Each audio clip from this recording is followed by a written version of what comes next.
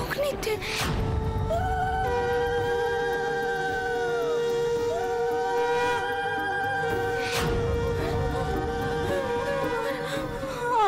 আমি তোমাকে চিনতেও পারলাম না।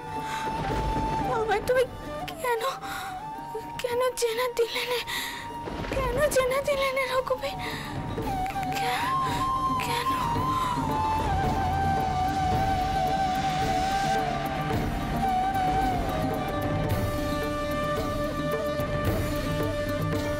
রানী, ও চাটুর্যে, তুমি বরং ওই 7 বেড়ে জমিদার বাড়ি থেকে ঘুরেই এসো, জমিদার বাবুরে চটিও নি।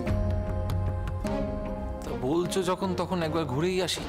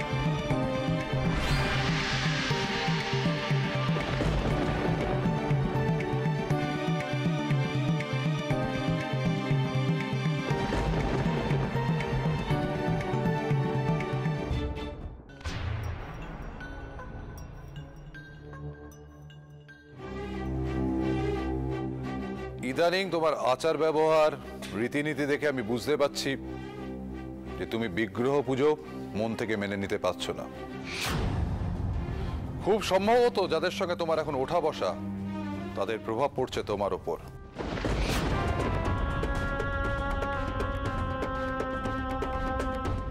আমাদের বয়স হচ্ছে, কর্মক্ষমতা কমে আসছে, আর তুমি আমার একমাত্র উত্তরাধিকারী।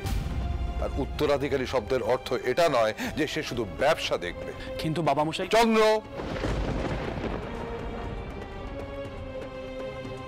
এখন আমি কথা বলছি, তোমার কথা বলার প্রয়োজন নেই।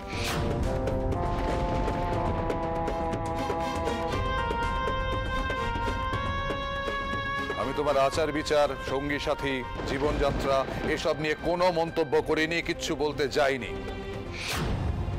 কিন্তু আজ আমি পরিষ্কারভাবে তোমাকে জানিয়ে দিতে চাই, এই পরিবারের ধারা এবং আদর্শ অনুযায়ী তোমার নিজেকে গড়ে তুলতে হবে।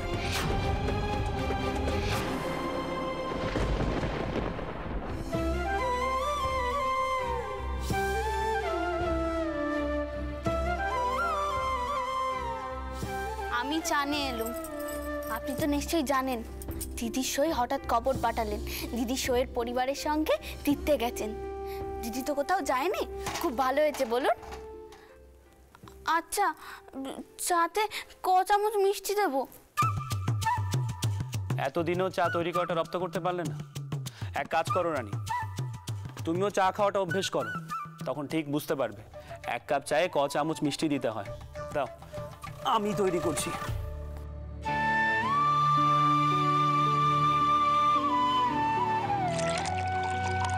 আপনি মাঝে মধ্যে এমন সব কথা বলেন যে আপনাকে নোকে ভুল বুঝবে,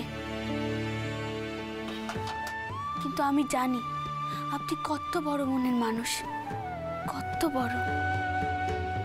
তাই যদি জানো রানী, তাহলে তুমি কেন আর 5 জনের মতো চাও আমি রামমোহন বাবুর কাছ থেকে সরে আসি?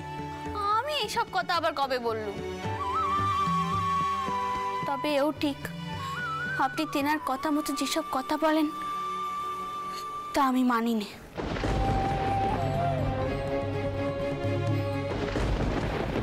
মানবে রানী, তুমিও মানবে, একদিন সকলেই মানবে। তুমি আজ মানতে পারছো না কারণ বাড়ির পরিবেশ। দেখো রানী, পরিবেশ পরিস্থিতি মানুষের মনের উপর প্রভাব ফেলে। শুধু তুমি নয়, রামমোহন বাবুর মা পর্যন্ত মানতে পারেনি, তাই তার সাথেও বিবাদ হয়েছে। কিন্তু আমি জানি একদিন সকলেই রামমোহন বাবুর থিওরি বুঝবে, মানবে। থিওরি? থিওরি মানে? থিওরি আবার কি? রানী, ইংরেজি তোমাকে শিখতেই হবে, এড়িয়ে যেতে পারবে না। কারণ রানী, আমাদের দেশের যা পরিবেশ পরিস্থিতি, ইংরেজরা আমাদের দেশে জাকিয়ে বসেছে, তারাই দেশ শাসন করবে। ইংরেজিটা আমাদের শিখতেই হবে। ইংরেজি? না না, ও বাবা, আমি ওসব শিখতে পারবো না, আমার দ্বারা ওসব হবে না। আরে বাবা, ইংরেজি শেখার মানে তো এই নয় যে পাহাড়ে চড়া বা সমুদ্রে সাঁতার কাটা, যে শিখতে পারবে না। দেখো রানী, আমি বিশ্বাস করি ইংরেজি ভাষাটা আমাদের কাজে লাগবেই। আর ওটা থিওরি নয়, থিওরি। থিওরি মানে হচ্ছে তত্ত্ব। আপনি মাঝে মাঝে এমন সব কঠিন কথা বলেন, আমার মাথায় কিছুই ঢোকে না।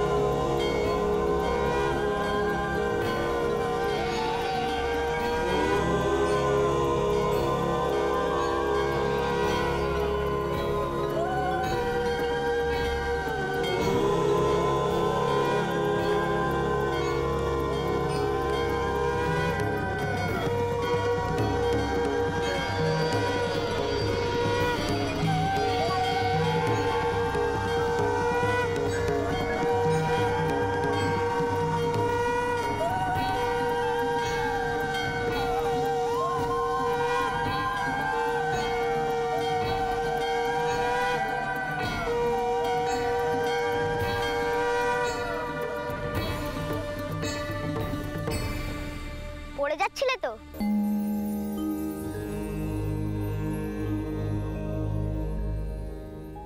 বড় রোদ না? এসো, আমি তোমাকে ছাওয়া দিচ্ছি। ছাওয়া দিচ্ছ মানে? তুমি কে বাবা? এই যে আমাকে তুমি তুলে ধরেছো, এই না কত? আর কি জানো, আমাকে এখনো অনেকটা পথ যেতে হবে। সে যাবে খন, এখন এসো তো আমার সঙ্গে। দেহটাকে আগে শীতল করো, নইলে আবার পড়ে যাবে। এসো।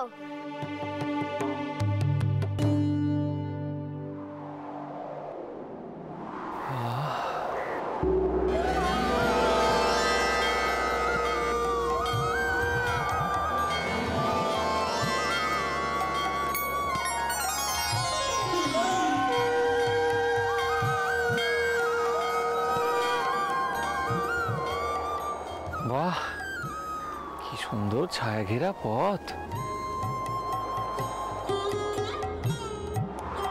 এর আগে তো কখনো দেখিনি।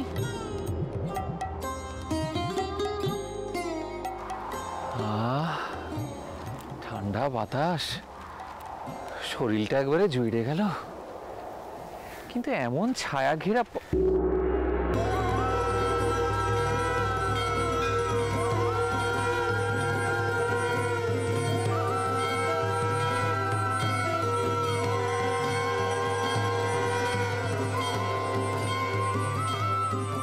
আশ্চর্য, এখানেই তো ছিল, গেল কই?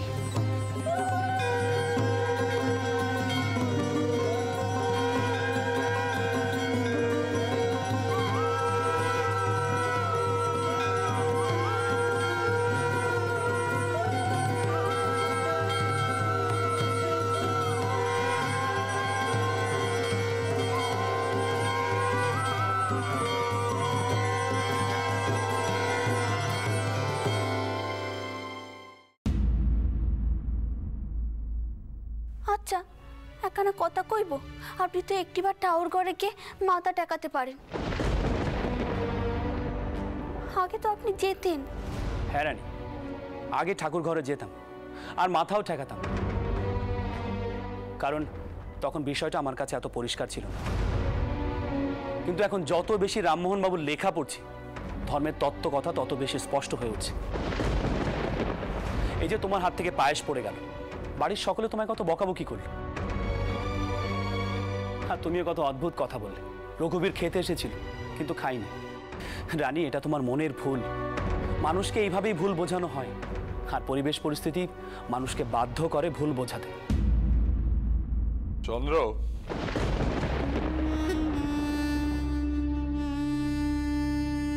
অবশ্যই আসুন, ভেতরে আসুন।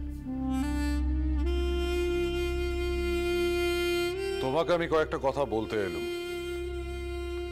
আমি সাতবেড়িয়ার উদ্দেশ্যে রওনা হচ্ছি। আমি শুনেছি সেখানকার জমিদার রামানন্দ রায় প্রচুর বাঁশঝাড় বিক্রি করবেন। দরদাম করে দেখি। আমি নিজে না গেলে কাজটা হবে না, কিন্তু এদিকে কালীঘাট মন্দিরের উৎসব আছে। আমি চাই তুমি বাড়ির বউদের নিয়ে সেখানে যাও।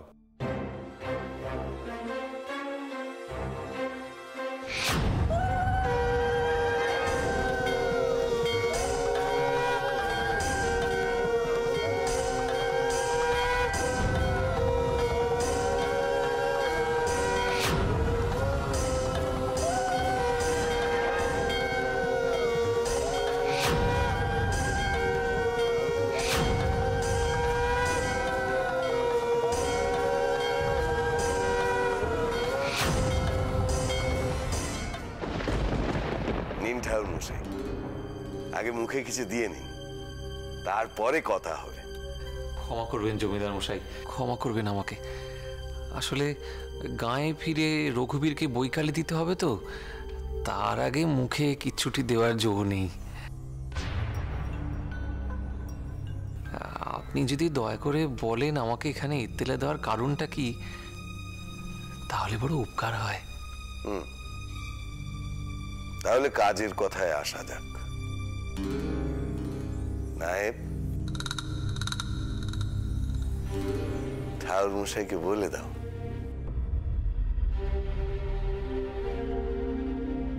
তাকে ঠিক কি করতে হবে এই মামলায়।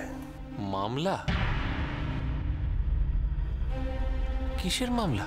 বলছি, আপনাদের গায়ের গোপীনাথ দত্ত, তার বিরুদ্ধে মামলা।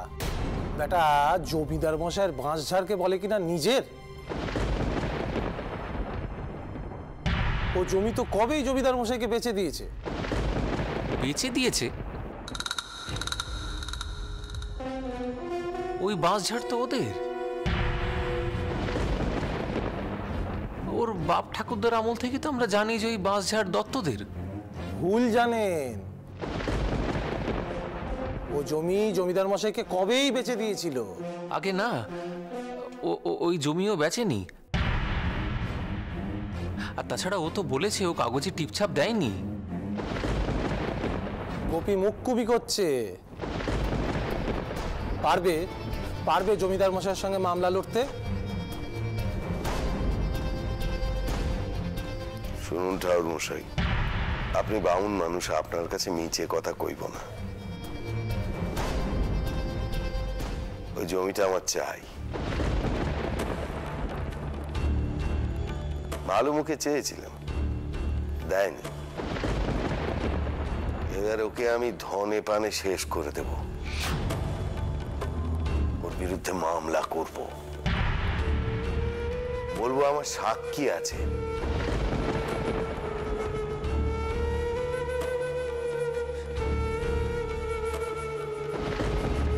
এই দেখো, উঠলেন কেন? বসুন বসুন। নায়েব, মামলার প্রধান সাক্ষীকে একটু তোয়াজ করো, দেখো কি লাগবে।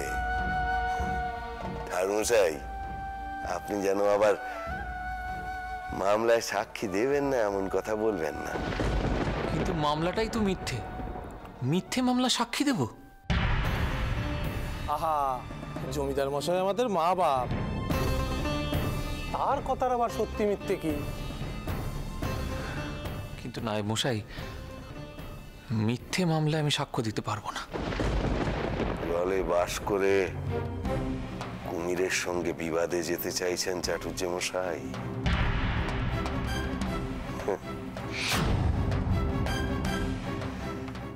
আর একবার ভেবে দেখলে হতো না? আদালতে গিয়ে সাক্ষীটা দিয়ে দিন, কোনো ভয় নেই। মিথ্যে মামলায় সাক্ষ্য দিয়ে মানুষের আদালতে হয়তো আমার কোনো বিচার হবে না, কিন্তু যে রঘুবীরের এত বছর সেবা করলুম তার কাছে মুখ দেখাবো কি করে? আমায় ক্ষমা করবেন জমিদার মশাই, আসি আমি। দাঁড়ান, আরেকবার ভেবে দেখলে হতো না ঠাকুর মশাই?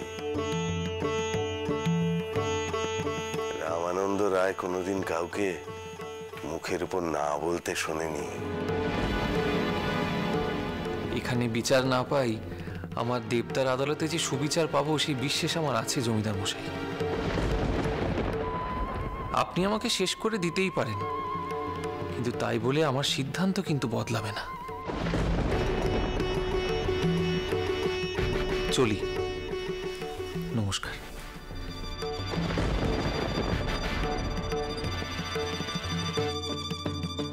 সাক্ষী দিতে রাজি হলেন তো?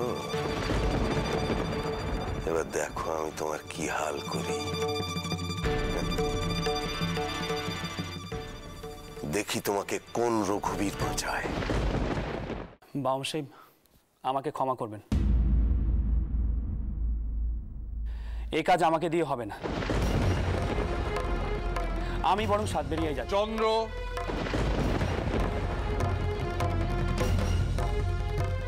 আমার কথা তোমাকে মানতেই হবে। আমি তোমাকে সকালে যে কথাগুলো বলেছি সেগুলো নিশ্চয়ই তোমার মাথায় আছে। আশা করি তুমি অযথা বিতর্ক তৈরি করবে না। একটা কথা মনে রেখো চন্দ্র, তোমাকে এই মার বংশের আদলে নিজেকে গড়ে নিতে হবে। পরিবেশ পরিস্থিতি অনুযায়ী তোমাকেই বদলাতে হবে নিজেকে। আর মা লক্ষ্মী, তোমাকে আমি একটা দায়িত্ব দেব।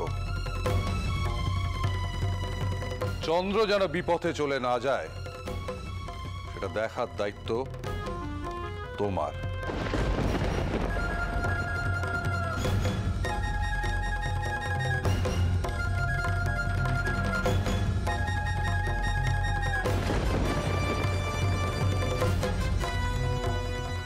বাবা মশাইয়ের হঠাৎ কি হলো? এইভাবে কারো মনের উপর জোর কাটিয়ে বিশ্বাস পাল্টে ফেলা যায় না। আমার মনের উপর তো বাবা মশাইয়ের জোর চলবে না, কিছুতেই না। জোর করে নয়, নিজের মনের ভেতর থেকেই একদিন আপনাকে বিশ্বাস করতে হবে।